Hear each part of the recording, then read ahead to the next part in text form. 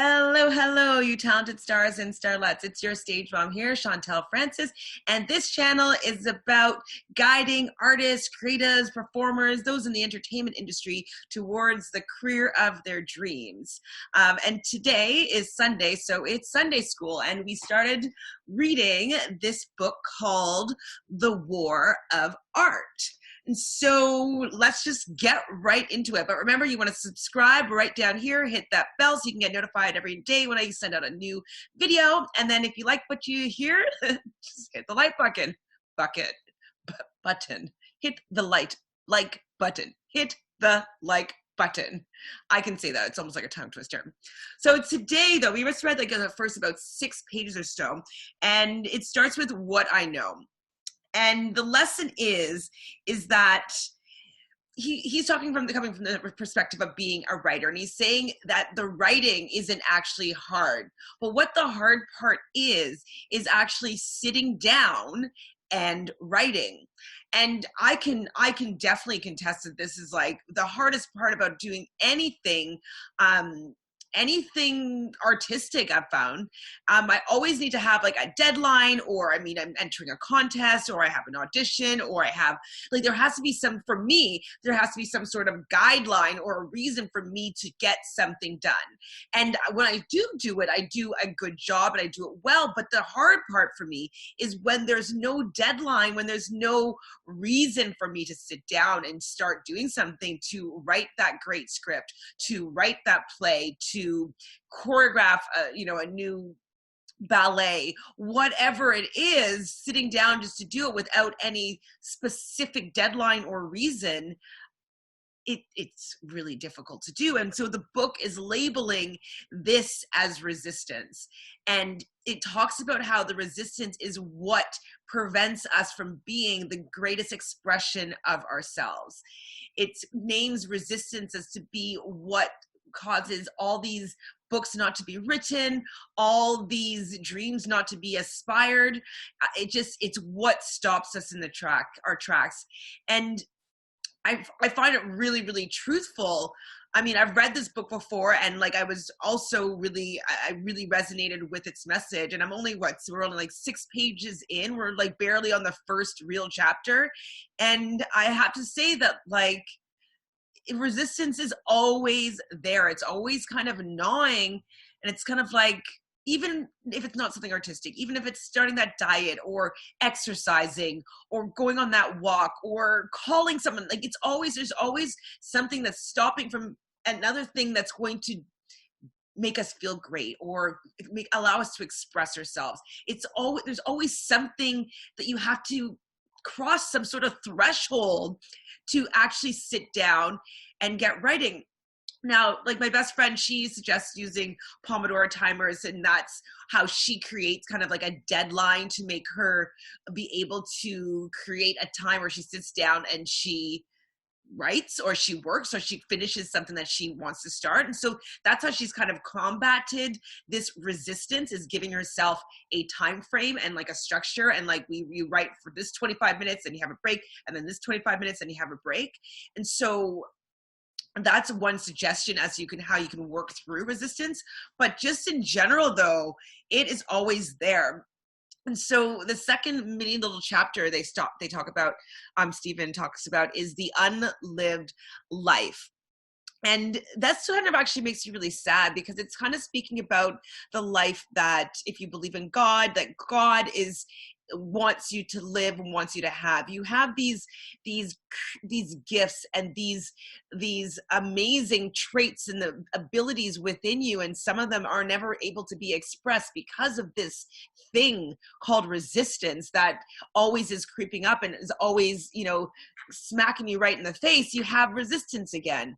And it kind of saddens me that there's so many people that live their life without actually expressing their full potential, without expressing all their true talents.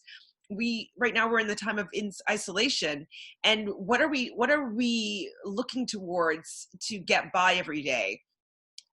Creative genius that has come out through people's books, through people's games, through people's art, movies, listening to music, people putting concerts online. And these are all people that have expressed these geniuses and have overcome, to a certain extent, their resistance, and are able to create these things that we're able to appreciate and enjoy, and they're sharing their hearts with us.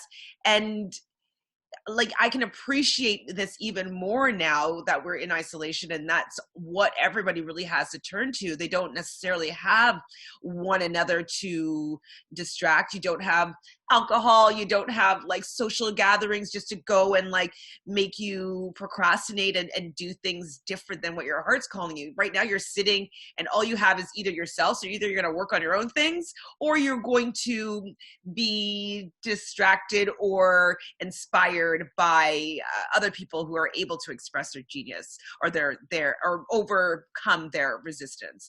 So I find that this time is like really important for us to look, because we have all the time in the world now, most of us, to be able to create, to allow our inner genius to come out, to allow our soul to be expressed in the way that the divine or the universe has wanted for us to express.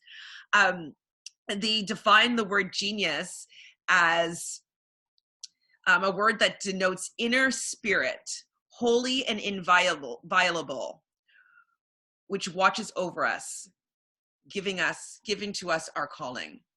And I never really thought of genius that way. I've always loved people's genius, those sparks of like amazingness, those sparks of genius. Like, I've always loved that and seeing that. And it's actually like a prerequisite in how I interact with people. Like, I love seeing people who are really talented and that have these sparks of amazingness. And that's something that's always, I'm really attracted to. And like, that's what I always want to call into my life. Just like, I love geniuses. And that's also why I love children, because they have so many sparks of genius. Like, they're just so amazing and they're not filtered, and they just allow themselves to express, and they have ideas, and they just let everything come to them and come through them. That's why children, I find, are so amazing.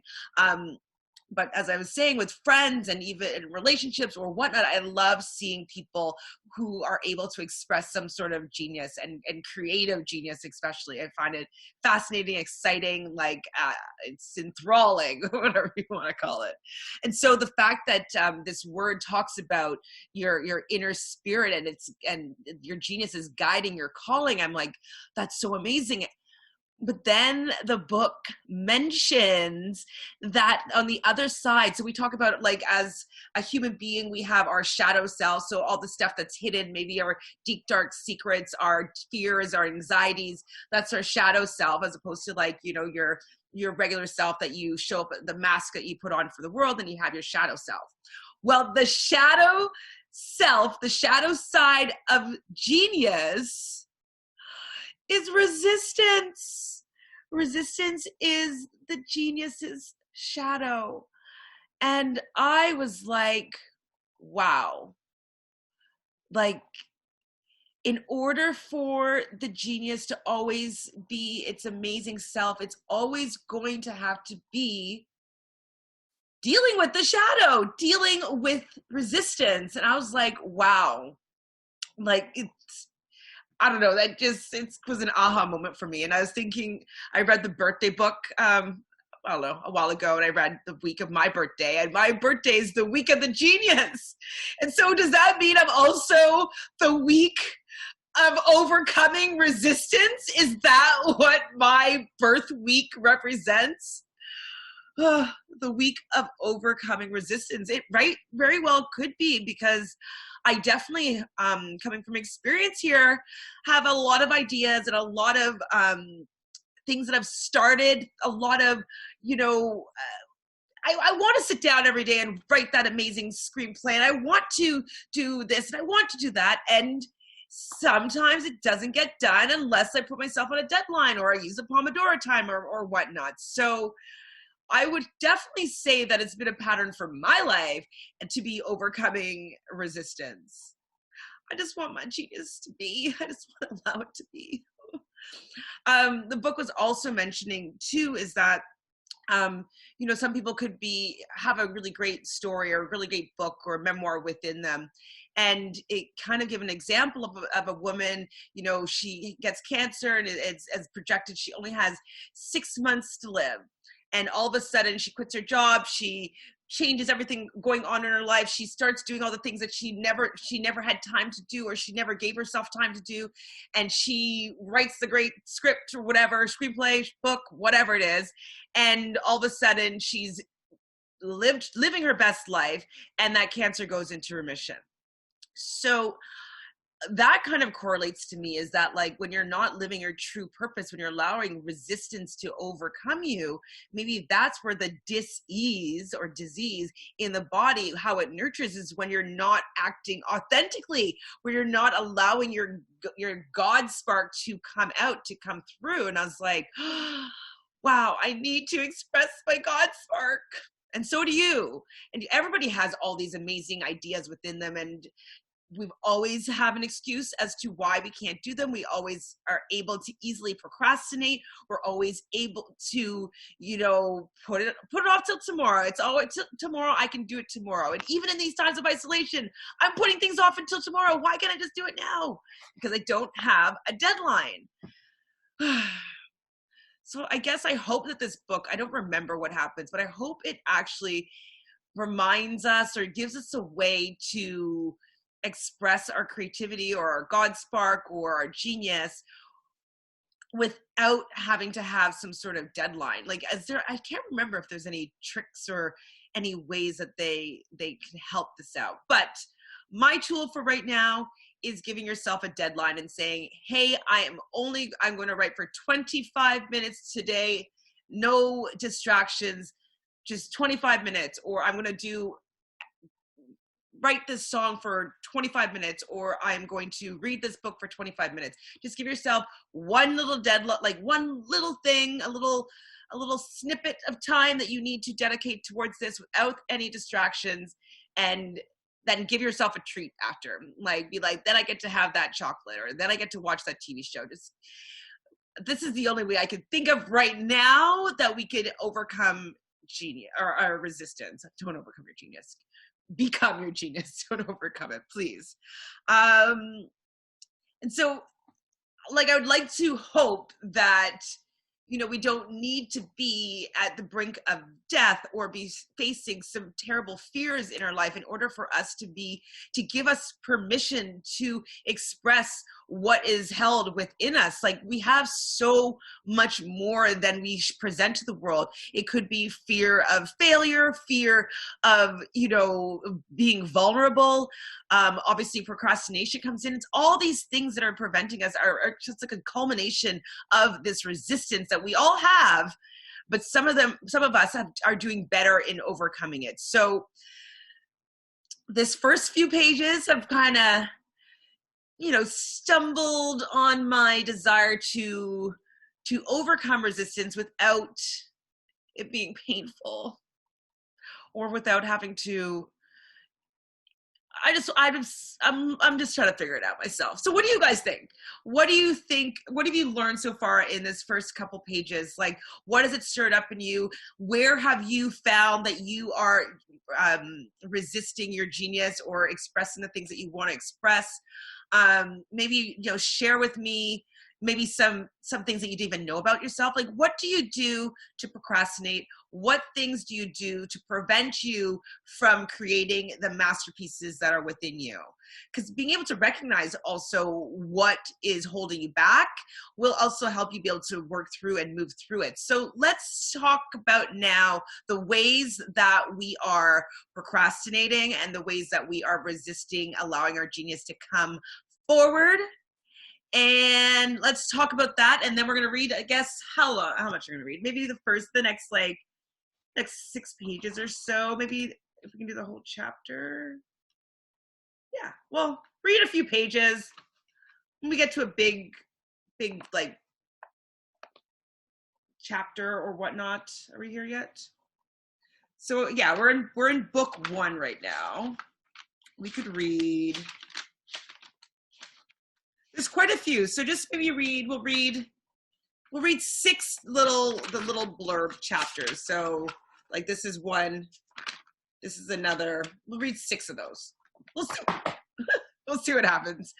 All right, so leave in the comments, please, like the ways that you are procrastinating and things that you might have awakened or been surprised by when you read these first few pages.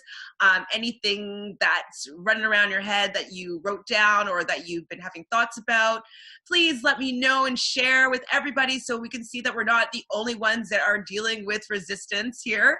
If you hate everything that he said, let me know that too, because like I want to see how people resonate with this book, because I find it's, for me, it's quite inspiring and eye-opening. And so if it's not for you, I would love to hear why and, you know, just your thoughts in general. Again, I'd love for you to subscribe right down over here. Ring that bell so you'll be notified whenever I release any more content. Like this video if you like it. And again, do you know what though?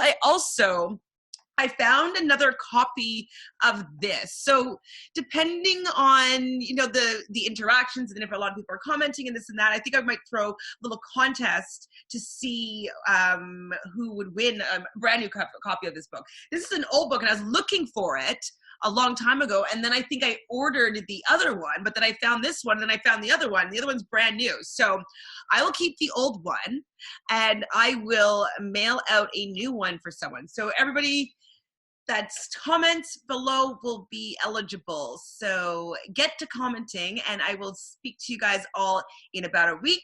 Read one of those little sections and mull it over in a week. They're so short, they're so small, easy peasy, no big deal. Take some notes, share with us your comments, your feelings, etc. And you know, let's not allow resistance to stop our geniuses from coming forward. It's our God sparks. They are ready to be illuminated and shared with the world. So I'm holding that space for you and I will see you in the spotlight. Take care, guys. Bye.